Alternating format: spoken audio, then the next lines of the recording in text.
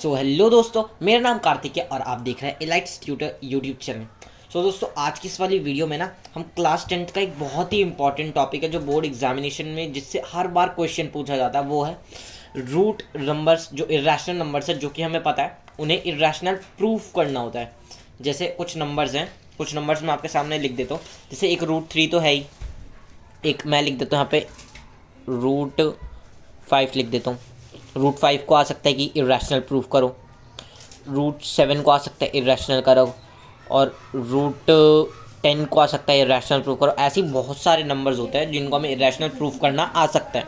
और इसी में दूसरे टाइप के क्वेश्चंस भी बनते हैं, जैसे कि 3 - 2 रूट 10 को भी इरेशनल प्रूफ करो। इस टाइप के भी क्वेश्चन आपको मिल सकते हैं। तो इन दोनों टाइप्स के क्वेश्चन को फर्स्ट ही कॉन्सेप्ट है हमारा कि जैसे हमें पता है जो रैशनल नंबर्स होते हैं उन्हें हम p/q की फॉर्म में लिख सकते हैं ना। की कॉन्सेप्ट यही है, जो p/q की फॉर्म में होते हैं ना, ये हमेशा कोप्राइम नंबर्स होते हैं। ये होते हैं कोप्राइम नंबर्स। और ये कैसे होता है, जैसे फॉर एग्जांपल के लिए हम एक रैशनल नंबर ले लेते हैं 5/4। 5/4 हमने एक रैशनल नंबर लिया। इन कोप्राइम नंबर्स वो नंबर्स होते हैं जिनका एक ही कॉमन फैक्टर हो और वो हो 1। अब 5 के हम फैक्टर देखते हैं, वो है 1 और दूसरा है 5। और 4 के हैं 1, 2 और एक 4। अब इन दोनों में एक ही कॉमन फैक्टर है जो कि है 1। ये दोनों कोप्राइम नंबर्स होंगे। ऐसे ही कोई भी आप एक एग्जांपल ले सकते हो, जैसे 2 एक वो है रैशनल नंबर है, 2 को हम 2/1 में क्योंकि लिख सकते हैं। 2 और 1 में भी एक ही कॉमन फैक्टर है जो कि है 1। ये भी कोप्राइम नंबर्स है, यानी कि हर एक रैशनल नंबर कोप्राइम नंबर्स होते हैं। ये हो गया हमारा फर्स्ट की कॉन्सेप्ट। सेकंड की कॉन्सेप्ट है जो हमें इस वीडियो में समझना है। सेकंड की कॉन्सेप्ट हम एक एग्जांपल से समझेंगे। जैसे मान लीजिए कि इधर लिखा है 20, और 20 को मैं 4 × 5 लिख सकता हूँ। 4 × 5 से 20 होता है, 20 को मैं 4 × 5 लिख सकता हूँ। ये जो 4 × 5 है ना, ये हमें बताता है कि 4 में कुछ मल्टीप्लाई करके 20 आ रहा है। 4 में कुछ मल्टीप्लाई करके 20 आ रहा है। 4 में 5 मल्टीप्लाई करके हमें पता है 20 आ रहा है। इससे हम कह सकते हैं कि 4 में जब कुछ मल्टीप्लाई करके 20 आ रहा है ना, तो 4 इसका एक फैक्टर होगा। ये जो है 20, इसका 4 एक फैक्टर होगा इस 20 का। अभी हम 20 के फैक्टर भी अगर चेक करें तो वो होगा 1, 2, 4, 5, 10 और 20। यही फैक्टर्स होंगे जिनमें 4 आ रहा है। और अगर हम इसी का उल्टा देखें, 5 में कुछ मल्टीप्लाई करके 20 आ रहा है, 5 भी इसका एक फैक्टर होगा जो कि यहाँ पे हैगा।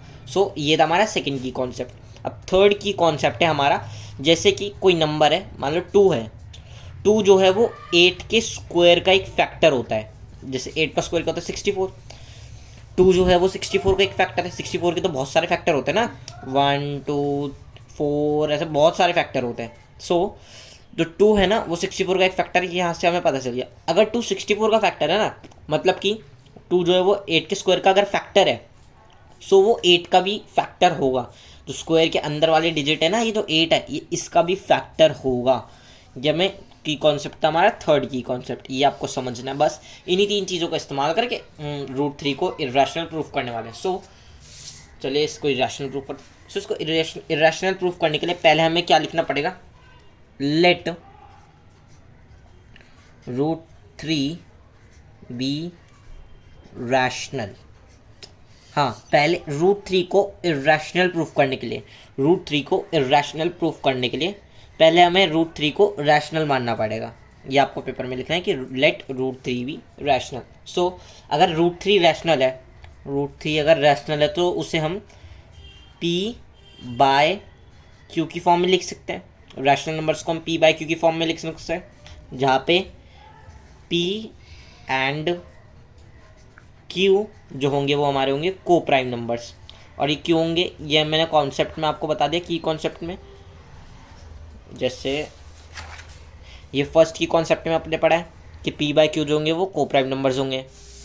ठीक है, यहाँ से हमने समझ लिया। अब ये कोप्राइम नंबर्स मैंने यहाँ पे क्यों प्रूव कर रहा है, अभी यहाँ पे हमें एक चीज़ करनी पड़ेगी, हम दोनों साइड के इसके स्क्वायर कर देंगे। जैसे मैं स्टेप करो वैसे ही आपको करना पड़ेगा बोर्ड एग्जामिनेशन में। हमें यहाँ पे लिखना पड़ेगा squaring both side, SQUARING, squaring both side, BOTH side, SIDE, squaring both side, यानी कि हम दोनों साइड स्क्वायर कर देंगे। ये LHS में और RHS में दोनों साइड हम इसका स्क्वायर कर देंगे। जैसे √3 का भी हमने स्क्वायर कर दिया और ये P divided by Q, P बटे में Q का भी हमने स्क्वायर कर दिया। अभी √3 का स्क्वायर तो हमें पता है कि क्या होगा, √3 का स्क्वायर होगा √3 इंटू √3, जो कि रूट से रूट कट जाएगा, रूट से रूट कट जाएगा तो आ जाएगा 3, सो आ जाएगा 3। और हमने 8th और 9th में पढ़ रखा है A बटे में B का अगर स्क्वायर है सो हम उसे A स्क्वायर बटे में B स्क्वायर लिख सकते हैं। सो हम P का स्क्वायर बटे में Q का स्क्वायर इसे लिख सकते हैं। अब आपको क्या करना है, ये जो Q स्क्वायर है ना, इसे इधर LHS में ट्रांसफर कर देना है 3 की तरफ, ठीक है। अब 3Q स्क्वायर हमारा P स्क्वायर के इक्वल आ जाएगा। अभी यहीं पे हमारा जो की कॉन्सेप्ट आता है ना, वो आता है सेकंड की कॉन्सेप्ट।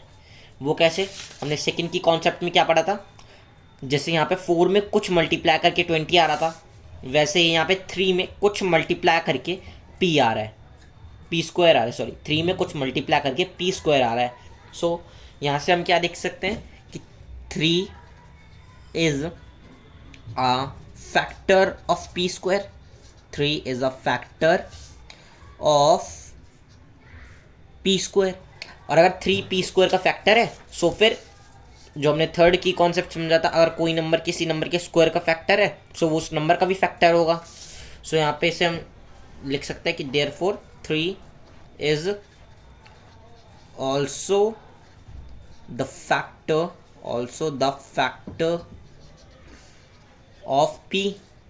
3 जो है वो P का भी फैक्टर होगा यहीं से। अभी अगले पेज पे चलते हैं। तो इस वाले पेज पे हमने पढ़ा कि √3 को हमें पहले रैशनल मानना पड़ेगा, √3 को हम P/Q की फॉर्म में लिख सकते हैं। इसका मतलब जहाँ पे P और Q जो होंगे वो कोप्राइम नंबर होंगे, हमें दोनों साइड स्क्वायरिंग कर देनी है।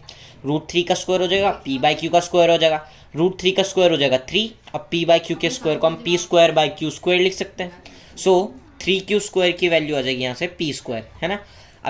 अभी यहाँ से हमें क्या पता चल रहा है कि P स्क्वायर का जो 3 है वो एक फैक्टर बनेगा, और अगर वो P स्क्वायर का फैक्टर है तो वो P का भी एक फैक्टर बनेगा। तो चलो अगले पेज पे चलते हैं। सो अगले पेज पे हमें इसी के बाद से शुरू करना है। जैसे यहाँ पर हमने यहाँ तक करा था, अब इसी के बाद से हमें लिखना है। अब पिछले वाले पेज पे जो था हमारा ऐसा कुछ था, 3 इज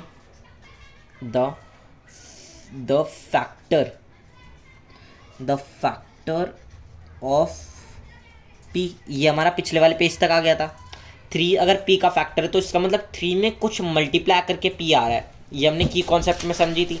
जैसे कि ये है 4 में कुछ मल्टीप्लाई करके 20 आ रहा है, 4 में कुछ मल्टीप्लाई करके 20 आ रहा है, वैसे ही यहाँ पे 3 में कुछ मल्टीप्लाई करके P आ रहा है, तभी तो 3 P का एक फैक्टर होगा। सो उस कुछ को आप सही में कुछ भी मान सकते हो, ABCDEFG कुछ भी मान लो। मैं यहाँ पे उसे मान लेता हूँ, मैं 3 के बाद X मान लेता हूँ।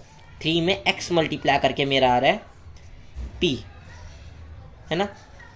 3 में X मल्टीप्लाई करके मेरा P आ रहा है। अब तो पिछले पेज पे हमारी जितने भी थे ना, इसमें से आप कहीं भी P की वैल्यू ही डाल दो, और सबसे ईजी आपको इस वाले में रहेगा। सो इसमें हम P की वैल्यू डाल देते हैं जो हमने यहाँ पे निकाली। हमने P की वैल्यू यहाँ पे क्या निकाली है, 3x निकाली P की वैल्यू। सो इस वाले इक्वेशन में हम P की वैल्यू डाल देते हैं 3x। सो वो इक्वेशन क्या थी, 3Q square is equals to P की वैल्यू क्या है हमारी 3x, तो वहाँ पे P का स्क्वायर है तो यहाँ पे 3x का होल स्क्वायर हो जाएगा। सो 3Q स्क्वायर हमारा आ जाएगा 9x स्क्वायर।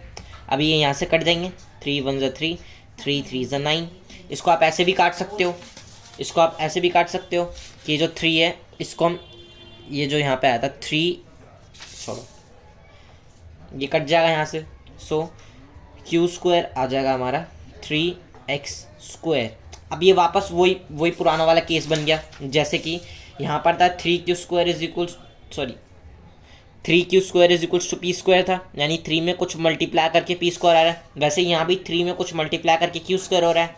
सो यानी 3 is the factor of Q square. ये वही चीज़ हो गई। फिर हम वापस ऐसे लिख देंगे कि 3 फिर Q का भी फैक्टर होएगा। ये हमने की कॉन्सेप्ट्स में समझ लिया। 3 is also the factor of Q, वो Q का भी फैक्टर हो जाएगा इसी से।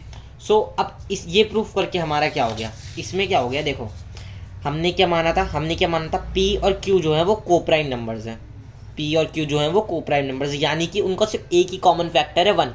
बट यहाँ से हमें क्या पता चला कि पी का एक फैक्टर 3 है और क्यू का भी एक फैक्टर 3 है, क्यू का भी एक फैक्टर 3 है, यानी कि इन दोनों का जो 3 है वो भी एक कॉमन फैक्टर है। सो इससे हमें क्या पता चला कि जो हमने माना था, जो हमें अज्यूम कर रहा था कि √3 जो है वो रैशनल है, वो गलत हो गया।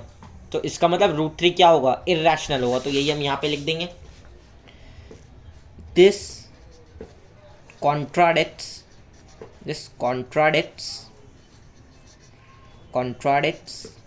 our assumption our assumption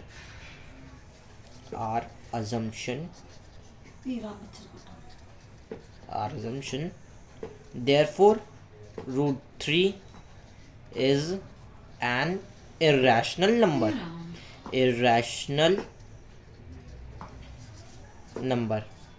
सो यहाँ से हमारा प्रूव हो गया √3 एक इरेशनल नंबर है। और ऐसे आपको कोई भी नंबर दे रखो रूट में, चाहे तो वो √7 हो, √10 हो, √2 हो, यही सेम प्रोसीजर फॉलो करके आपका वो भी इरेशनल प्रूव हो जाएगा। बस जहाँ जहाँ पे मैंने √3 लिखा है ना, वहाँ पे आपको वो नंबर डाल देना है रूट में। बस यही सेम प्रोसीजर फॉलो करना है। अब चलते हैं इस टाइप के दूसरे सवालों की तरफ। सो फर्स्ट की कॉन्सेप्ट है हमारा, यहीं पर हमारे एक दूसरे टाइप का सवाल भी आता है जहाँ पे कुछ ऐसा पूछ लिया जाता है जैसे 3 + 2√5 को हमें इरेशनल प्रूफ करना है। अब इस टाइप के क्वेश्चन में ना आपको गिवन होगा कि √5 जो है वो इरेशनल है। यहाँ पे जो √5 है इसको गिवन होगा कि ये इरेशनल है। जो भी यहाँ पे √2 होगा, √3 होगा, √10 होगा, वो इरेशनल आपको गिवन होगा। और अगर नहीं भी होगा तो आपको इसे इरेशनल ही मानना है। क्वेश्चन में हम इसको इरेशनल की तरह ही इस्तेमाल करेंगे। अभी चलिए इसको सॉल्व करते हैं।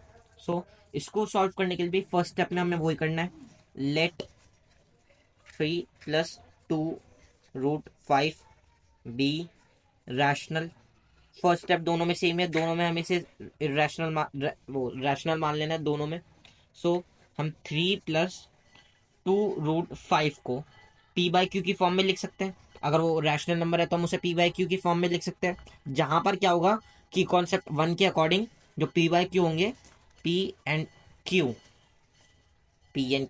आर कोप्राइम नंबर्स हो जाएंगे, कोप्राइम नंबर्स, जहाँ पे p और q जो होंगे वो कोप्राइम नंबर्स होंगे।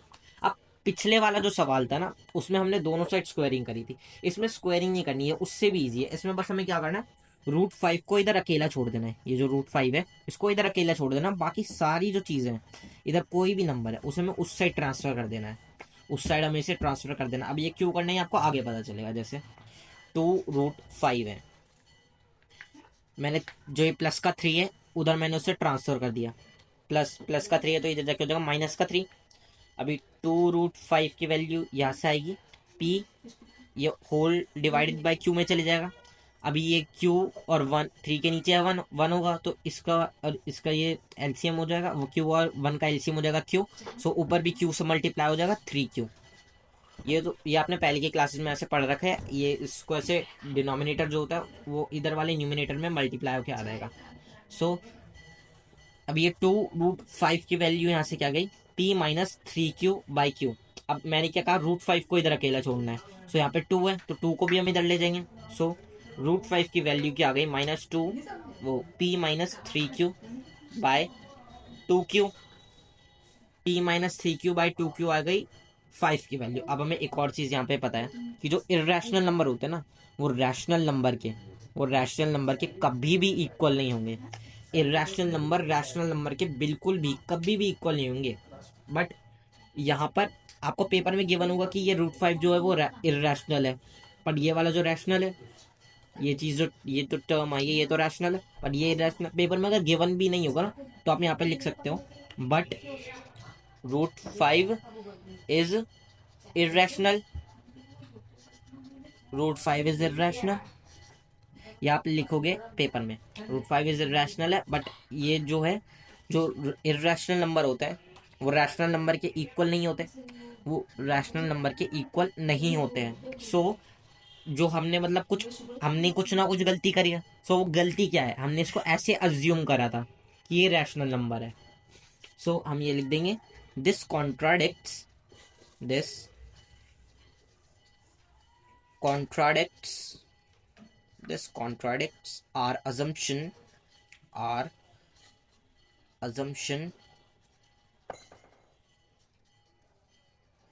therefore 3 plus 2 root 5 is irrational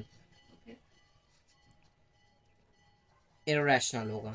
सो इसी टाइप के क्वेश्चंस आपको, जो इस टाइप के क्वेश्चंस होंगे 3 प्लस जैसे 2 रूट 5 है, इसमें हो सकता है वैल्यूज अलग आए, जैसे 3 की जगह हो सकता है 4 लिखा हो, 2 की जगह कुछ और लिखा हो, रूट में वैल्यू अलग हो, 5 की जगह हो सकता है 10 हो, 7 हो, बट वो भी इरेशनल है, ये हमें पता होगा. सो बस प्रोसीजर यही है, उसमें भी बस वैल्यूज आपको चेंज करनी पड़ेंगी. सो मिलते हैं अगली वीडियो में. ये क्वेश्चन यहाँ पे सॉल्व हो सके तो मिलते हैं अगली वीडियो में. तब तक के लिए बाय बाय.